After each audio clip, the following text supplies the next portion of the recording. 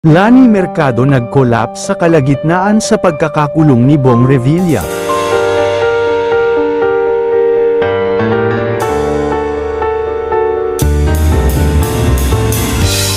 Isa nga sa mga naapektuhan sa pagkakakulong ni dating Senador Bong Revilla ay ang kanyang asawa na si Lani Mercado.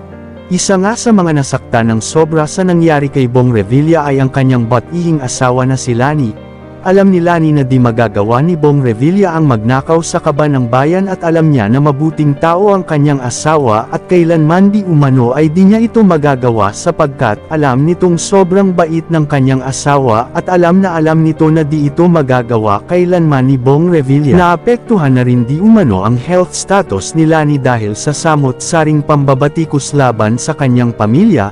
At dahil dito ay tila di na nakakatulog si Lani Mercado at ayon sa chika ay bigla na lang nahimite si Lani sa kabila ng kanyang mga pagsubok sa buhay at mga pinagdadaanan sa ngayon.